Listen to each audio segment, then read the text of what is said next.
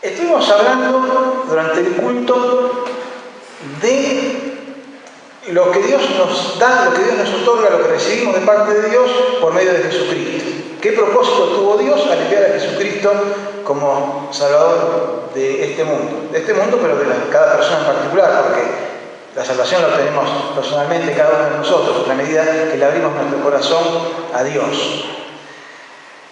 Desde el momento en que Dios nos regala el don de la fe, en el momento que nos arrepentimos de nuestros pecados, que le decimos que sí a Dios, que damos ese paso para cambiar nuestras vidas y comenzar a caminar de la mano de Dios, nos transformamos en cristianos.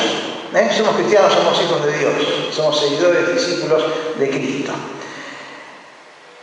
Y estuvimos hablando y cantando y orando y durante el culto acerca de lo que significa en nuestras vidas ser hijos de Dios, ser cristianos, ser seguidores de Jesús. Y ahora quisiera que reflexionemos en una pregunta, que cada uno de nosotros nos la planteemos en forma personal. Piensa, hermano, porque Dios nos da, pero la palabra de Dios también nos pide y nos exige determinadas cosas, ¿no?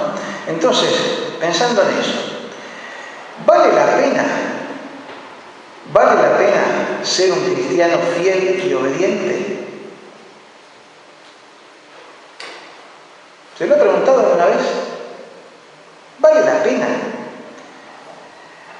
¿Ha pensado alguna vez si le conviene ser cristiano?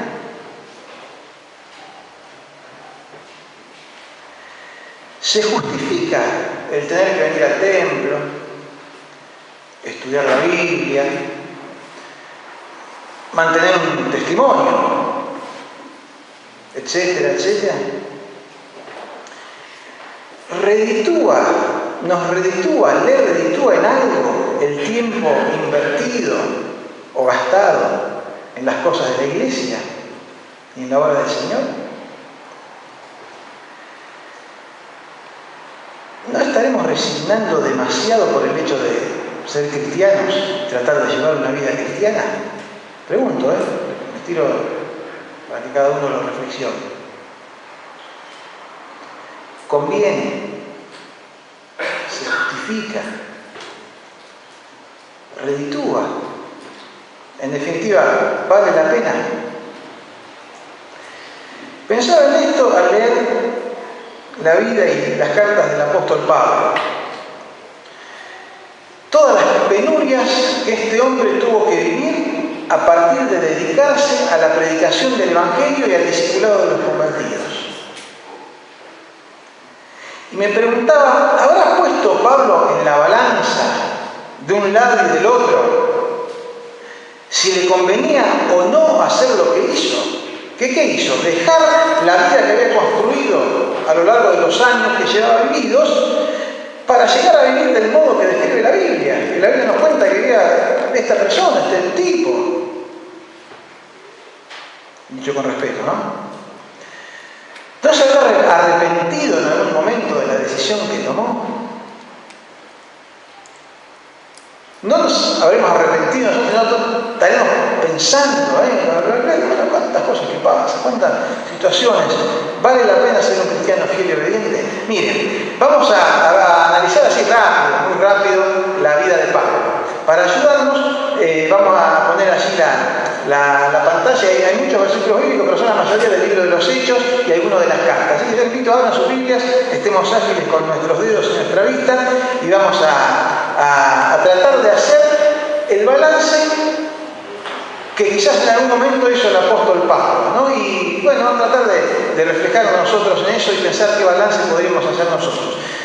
Primero vamos a pensar en la vida de Saulo, el otro nombre de Pablo, antes de Cristo. ¿Cómo era Saulo, Pablo, antes de conocer a Cristo, antes de abrirle su vida a Cristo? Fíjense, Pablo era un ciudadano romano. ¿Qué dice allí Hechos? Pero cuando estaban con Correa, Pablo dijo al centurión que estaba presente: ¿os es lícito azotar a un ciudadano romano sin haber sido condenado? Cuando el centurión oyó esto, fue y dio aviso al tribuno, diciendo: ¿qué vas a hacer? Porque a este hombre, este ciudadano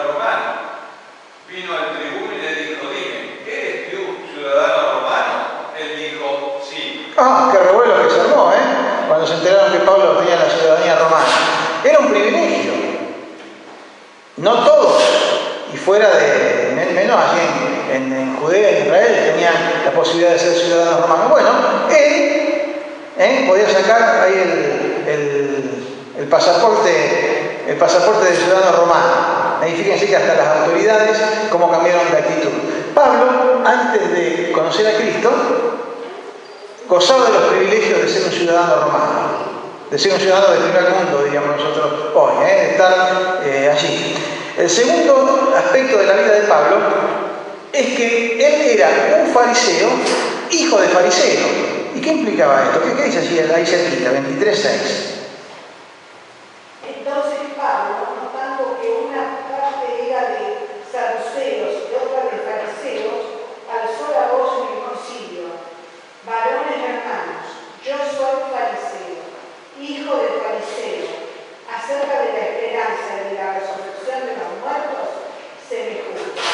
Desde el punto de vista político era ciudadano romano.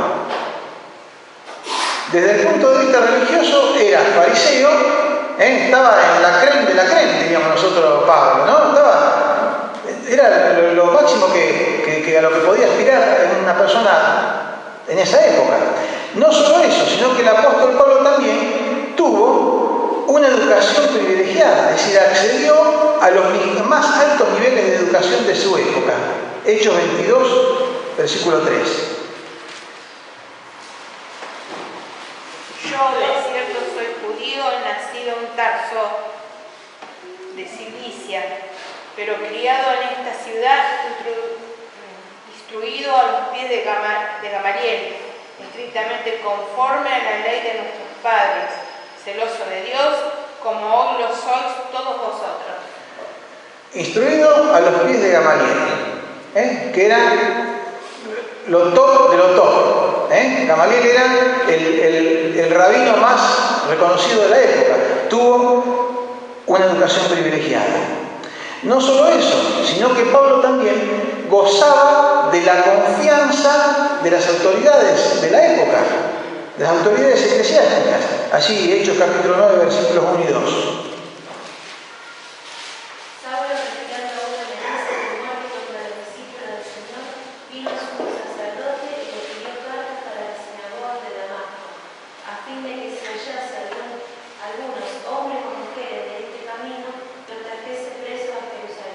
Pablo no pedía audiencia para ir a hablar con el sumo sacerdote. No era que tenía que pedir audiencia y esperar que el sumo sacerdote dijera, bueno, venite a ver cuando la secretaria le dijera a ver cuando tenía un ratito para atender. Pablo iba y era de la confianza del sumo sacerdote, gozaba de la confianza de las autoridades eclesiásticas. Era una persona respetada y reconocida por todo esto, y él mismo daba testimonio de eso escribiéndole a los Filipenses en el capítulo 3, en los versículos 4 al 6. Fíjense, quien lo puede leer fuera.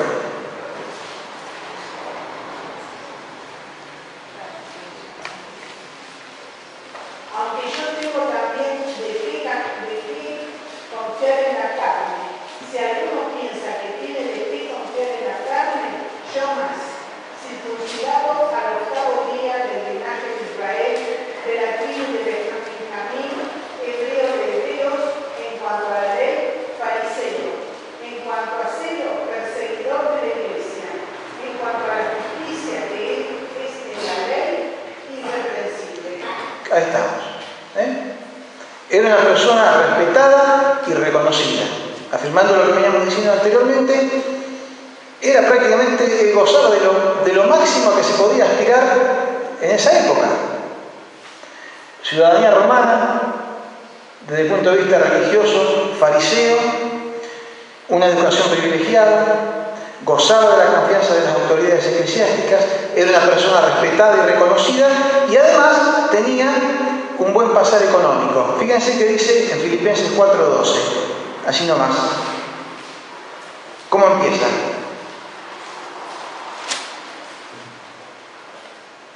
Sé vivir humildemente y sé tener abundancia. Ahí está, ahí nomás. Cuando Pablo escribía, estaba viviendo humildemente, lo cual podemos deducir que supo tener abundancia cuando era Saulo antes de conocer a Cristo. O sea que socialmente, culturalmente, económicamente, era una persona que tenía todo. Tenía todo. Ese era Saulo antes de conocer a Cristo. En determinado momento de su vida, relatado allí en el capítulo 9 de Hechos, Pablo se encuentra, sin quererlo él, porque en realidad estaba yendo a perseguir a los cristianos, se encuentra con Cristo. Y Jesús lo llama allí en el camino de Damasco. No vamos a leer los 20 versículos que relatan este hecho allí en el capítulo 9, simplemente decir que Pablo iba allí en el camino, subido a su caballo, dice el versículo 3, cuando repentinamente le rodeó un resplandor de luz del cielo y cayendo en tierra, oyó una voz que le decía: Saulo, Saulo, ¿por qué me persigues? Él dijo: ¿quién eres, Señor? Y la voz le contestó: yo soy Jesús, a quien tú persigues. Y allí Pablo se encontró con Cristo. Pablo se encontró con Jesús. Jesús se manifestó a él reconoció que debía cambiar su vida, dejar de ser perseguidor de ese camino para transformarse en un propagador de ese camino, ¿no? Entonces aquí nos encontramos con el llamado de Jesús a Pablo allí en el camino a Damasco. Dice que luego va a Damasco, que está 3 días y que luego empieza a congregarse, a reunirse con los discípulos, con los cristianos, y empieza a interiorizarse en este camino. Y no solo que él se convirtió, sino que transcurrido cierto tiempo comienza su ministerio para el cual Dios lo había llamado. Eso está relatado allí en el capítulo 13, los versículos 1 al 5. ¿Quién lo puede leer?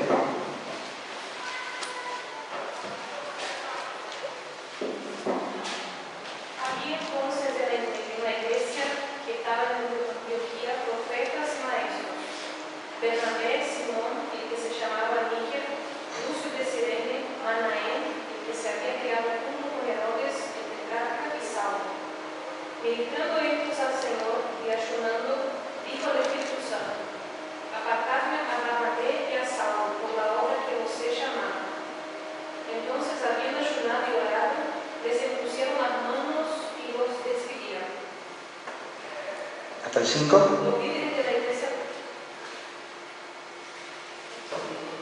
Versículos 4 y 5.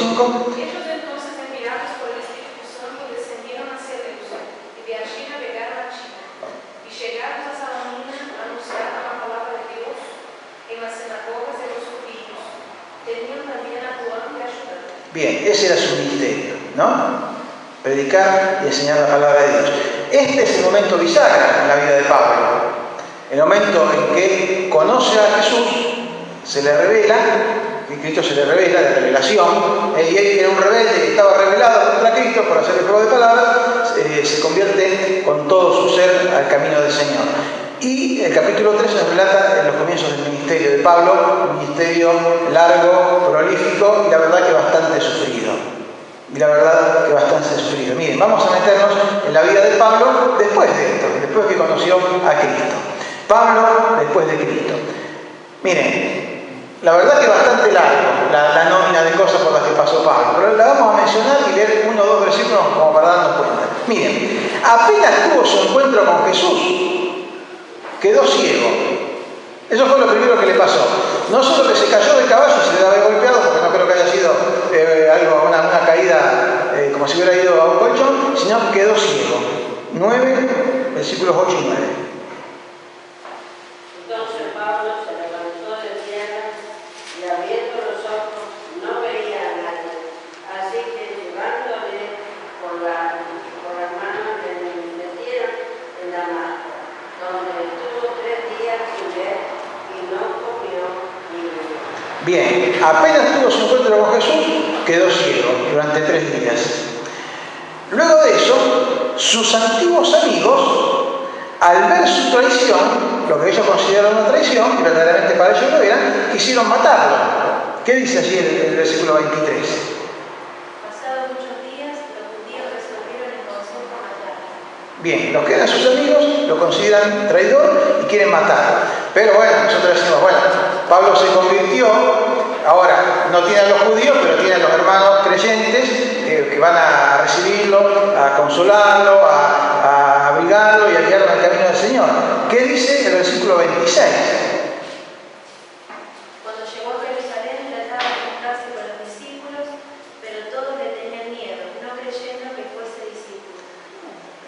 los cristianos, los creyentes, claro, imagínense, este tipo los mataba, tenían fresca que lo había matado a Esteban, que los perseguía, que los azotaba, que les quitaba sus bienes, los echaba de sus casas, claro, le tenían desconfianza, se está infiltrando, quiere saber quiénes somos. Es decir, los otros cristianos, en base a su pasado, desconfiaban de él. Fíjense, esto es la vida de Pablo, después que conoció al Señor. Mencionábamos recién el hermoso pasaje de cuando la iglesia de Antioquía lo consagra junto con Bernabé para el ministerio al cual Dios lo había llamado, que era las misiones, predicar la palabra del Señor, ¿no? Y dice, había leído allí nuestra hermana que salieron con Bernabé, con Juan Marcos de ayudante. Fíjense lo que pasó en el capítulo 13, versículo 13.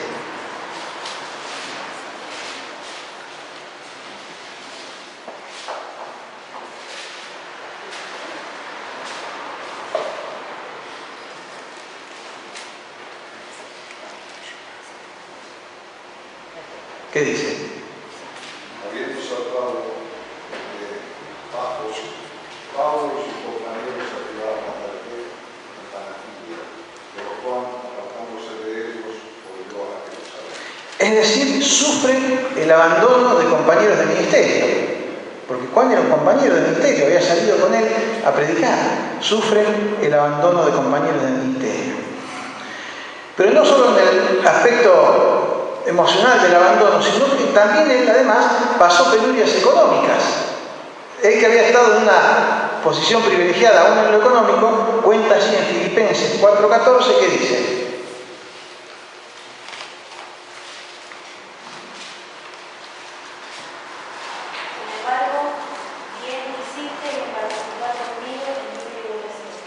si ustedes leen el contexto de estas tribulaciones que él estaba pasando, se refiere a tribulaciones, necesidades materiales, ¿no? Entonces le agradece a la iglesia de los filipenses que le había enviado una ofrenda, una ayuda para él en ese momento de necesidad. Entonces, después que conoció a Cristo, pasó penurias económicas, sumado a todo lo que venimos diciendo. Consecuencia de lo cual, él, que era un estudioso, él que era un rabino, él que enseñaba las escrituras, él que era un tipo que nunca había pasado necesidad, tuvo que dedicarse a ¿qué? ¿Se acuerdan? ¿Qué tuvo que hacer? Coser tiendas. Eso lo relata el mismo en Hechos capítulo 18, versículo 3. ¿Quiere alguno leerlo?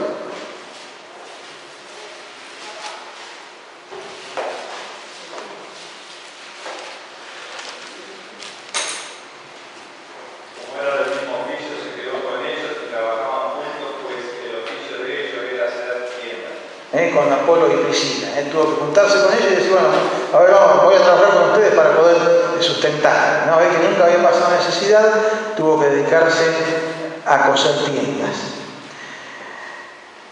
Otro aspecto en la vida de Pablo al que tuvo que acostumbrarse es que lo echaron de lugares donde antes era bienvenido. Ah, ahí viene Pablo. Saulo, bienvenido. Pase. Adelante. ¿Qué le pasó? ¿Qué nos relata que le pasó allí en Hechos capítulo 13, versículo 50? Las mujeres piadosas y distinguidas. Ah, ya viene el maestro Pablo. Pero los judíos instigaron a mujeres piadosas y distinguidas y a los principales de la ciudad y levantaron persecución contra Pablo y Bernabé y los expulsaron de su reino. Bien. Miren, peguen la repasada, porque no termina acá la lista, no me alcanzó la lista. Así que peguen la repasadita que va a pasar a la hoja siguiente de lo que fue la vida de Pablo. Quedó ciego, sus antiguos amigos lo consideran traidor y quieren matarlo, los demás cristianos le tienen desconfianza, sufre el abandono de compañeros de ministerio, pasó penurias económicas y debió dedicarse a coser tiendas y lo echaron de lugares donde antes era bienvenido. No terminó ahí el asunto. Por si esto fuera poco, pasamos a la hojita siguiente y nos encontramos con que... está, ahí abajo, eso ya, porque había checado la letra, no me acordaba. Fue apedreado en Listra, en la ciudad de Listra. Aquí leando algunos de los acontecimientos, ¿sí? 14-19.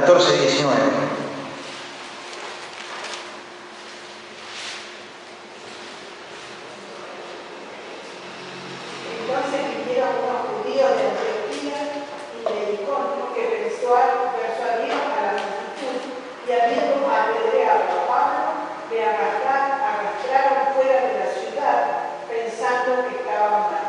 Vinieron de otras ciudades, donde ya habían acumulado bronca contra él, bronca derivada del hecho de que él predicaba el Evangelio, ¿no? Que predicaba a Jesús como el Mesías y como el Salvador. Ese era todo el pecado de Pablo, era todo el delito que él había cometido. Bueno, vinieron de otras ciudades, de Antioquía y de Iconio, a la ciudad de Listra, y entre todos le apedrearon. No solo eso le pasó en Listra, sino que también, y antes leímos allí un pasaje durante el culto, en Hechos 16, fue azotado y estuvo preso en Filipos. Y también vamos a leer ese solo, pero también le pasó lo mismo en Tesalónica y en Berea, que son distintas ciudades. ¿Qué dice así? 16, 22 al 24.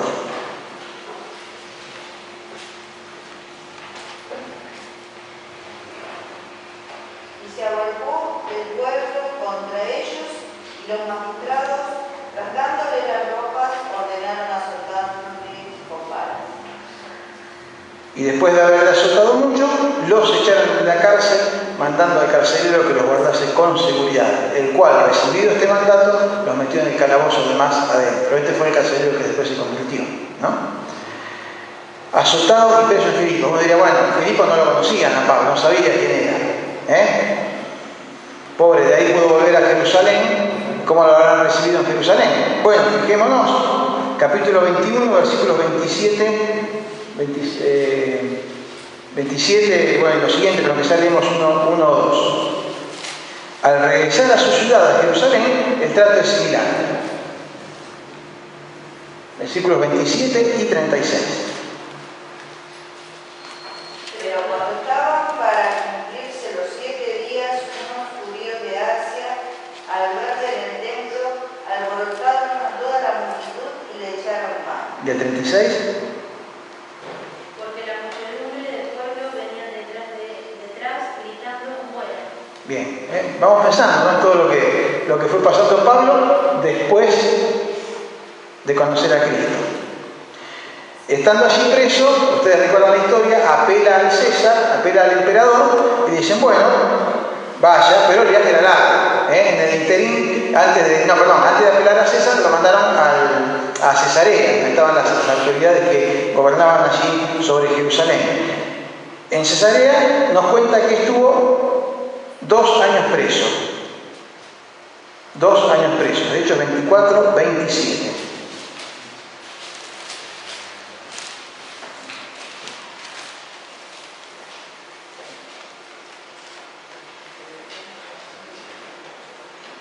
Pero al cabo de 2 años recibió Félix por sucesor a Poncio Festo y queriendo Félix congraciarse con los judíos, dejó preso a Pablo.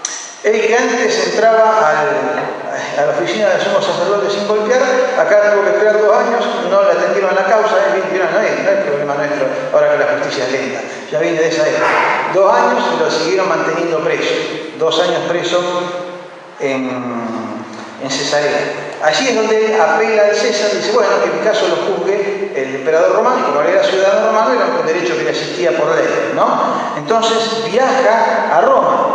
¿Qué pasa en el viaje a Roma? ¿Se acuerdan del barquito que iba allí por el mar Mediterráneo? ¿Qué nos dice aquí los versículos? El capítulo 27, versículos 18 al 20.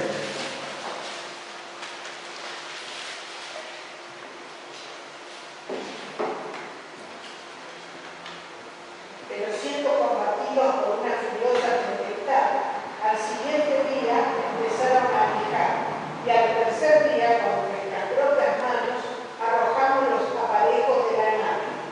Y no apareciendo ni sol ni estrellas por muchos días, y acosados por una tempestad no pequeña, ya habíamos perdido toda esperanza de salvarnos. Bien, además, ahí está bien, gracias. Viajando, tempestad y naufragio, con riesgo latente de perder la vida. Llegado a Roma, bueno, llegó a Roma, habrá cambiado la situación. Bueno, den cuenta la hojita, capítulo 28, versículo 30, llegó a Roma y Pablo permaneció 2 años enteros en una casa alquilada y recibía a todos los que a él venían. no es que le quitaron una casa de fin de semana, permaneció preso. Lo que pasa es que en vez de tenerlo en una casa, lo tenían en una casa así con el centurión. Vieron cuando él relata en una de sus cartas que cuando él estaba encadenado al centurión que estaba al lado de él. Bueno, esta la situación. 2 años más preso en Roma. Sin hablar de lo que él menciona allí en alguna de sus cartas, un regalito que había recibido, que Dios había permitido que él reciba, que era el aguijón en la carne. ¿No? Es un aguijón que Satanás le puso, no sabemos, se supone que es una enfermedad o algo que él padecía, no está muy claro porque él tampoco se encarga de aclararlo, pero de ahí viene la famosa frase, el aguijón en la carne, bueno, la inventó Pablo. Esa frase, el aguijón en la carne, la inventó Pablo. Eso fue la vida de Pablo después de Cristo. Pero a pesar de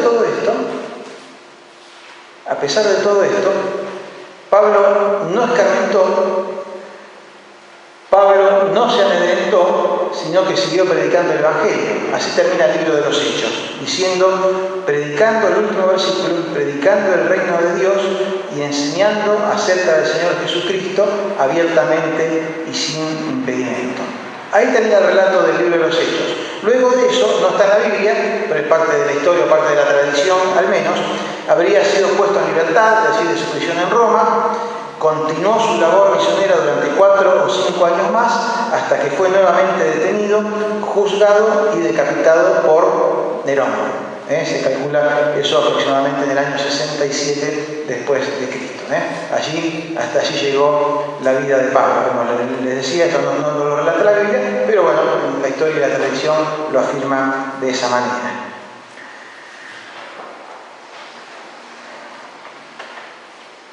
¿Se habrá preguntado Pablo si valía la pena ser un cristiano fiel y obediente? ¿Habrá puesto en algún momento en la balanza lo que él era antes de conocer a Cristo y lo que fue su vida después de conocer a Cristo? ¿Cuándo es el momento que una persona habla con sinceridad, digamos, como diciendo, bueno, ya estoy jugado, vamos a decir las cosas como son? ¿Cuándo es? Cuando se va a morir. ¿No? Cuando se va a morir. Bueno, Pablo, una de las últimas cartas que escribió fue la carta a los filipenses. Y Pablo hace un balance de su vida. Y es que lo quiero compartirles para concluir con este pensamiento. Pablo hace un balance de su vida. En realidad, más de una vez lo hizo, pero aquí, escribiéndole a los filipenses, hace este balance y llega a algunas conclusiones. Fíjense el balance de Pablo. Pablo habla de pérdidas y de ganancias. Leyendo lo que hemos leído, nos sería a nosotros fácil ubicar cuáles son las pérdidas y cuáles son las ganancias, ¿no? Pero les invito a leer estos versículos. Filipenses, capítulo 3, versículos 7 y 8.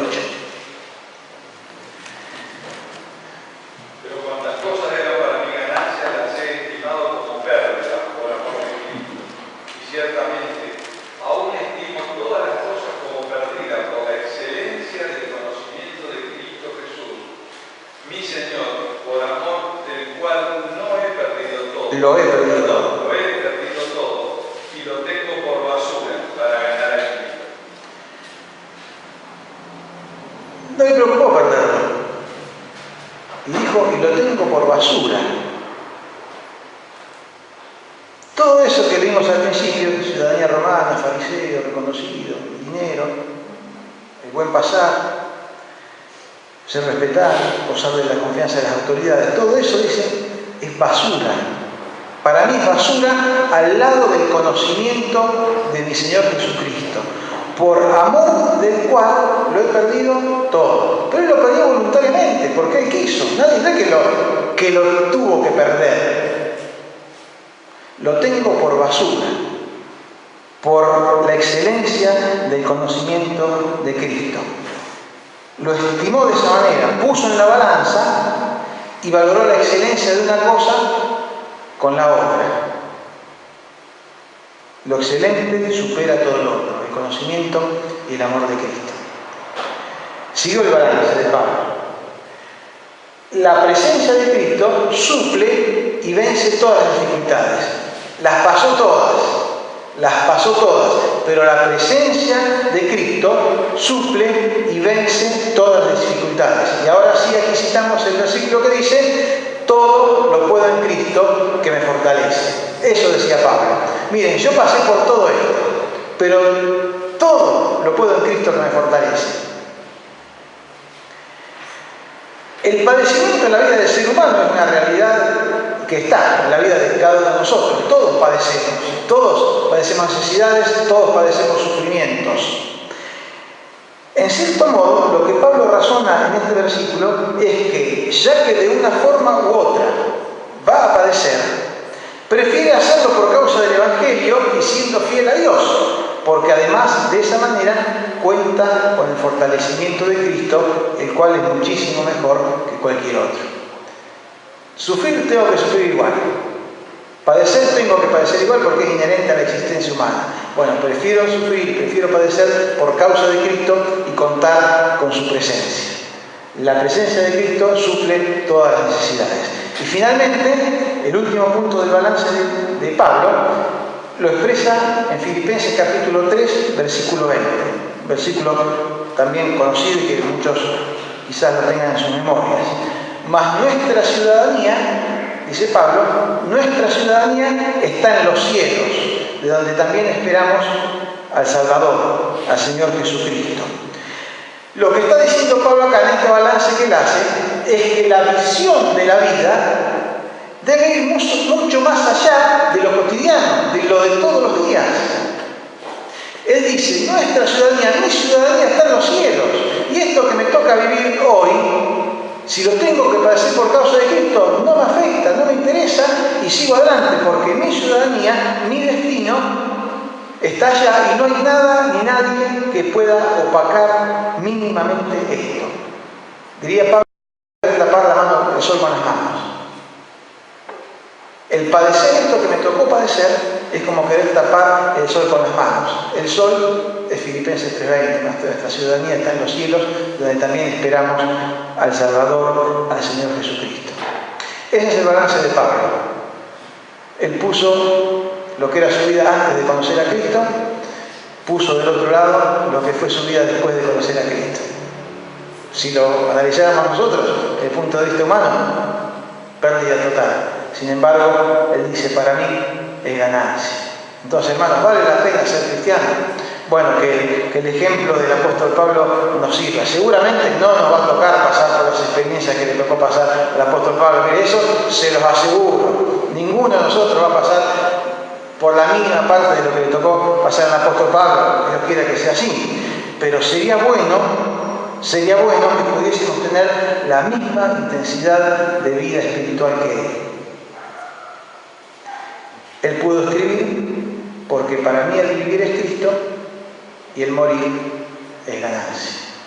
Hay muchos que, lamentablemente muchos cristianos que dicen, para mí el vivir soy yo y el morir es ganancia. Bueno, el Señor me llame, saqué un seguro de vida. No, dice Pablo, para mí el vivir es Cristo y el morir es ganancia. Esta palabra ganancia hablando de balance. Pérdidas y ganancias. Así que, hermanos, tenemos el ejemplo, tenemos el aliento, tenemos el ánimo que nos da el apóstol Pablo a lo largo de toda su vida. ¿Qué más podemos esperar? ¿Cuánto más que Pablo podemos llegar a padecer nosotros? Así que, bueno, con valentía, con fuerza, sabiendo que es preferible padecer lo que sea, pero padecerlo de la mano del Señor, porque todo lo podemos en Cristo que nos fortalece. Que lo que podamos perder no es comparable con lo que podemos ganar y que lo que nos toque pasar, más que recompensado debemos de tener cuando estemos en la presencia del Señor. Así que con ánimo, con fuerza, seguimos adelante, trabajando para el Señor, tratando de serle fieles en todo momento, predicando su palabra, haciendo que el Señor nos coloque a aquellos que están a nuestro alrededor, y bueno, poniendo en sus manos, como lo hizo Pablo. No que no se preocupó por los problemas que tenía, no que no trató de escapar cuando lo quisieron matar o cuando le tiraron las piedras, no que no trató de recibir ayuda cuando la necesitó, pero que todo eso puesto en las manos del Señor, Dios lo fue transformando en bendición y en gloria para la vida de él, ¿no? Y bueno, este hermoso testimonio que nos queda a nosotros en su palabra. Vamos a tener una palabra de oración. Me quisiera que alguno de ustedes que lo sienta, que ponga nuestras vidas en las manos del Señor, y de esta manera concluimos con la reunión de esta noche. Oremos.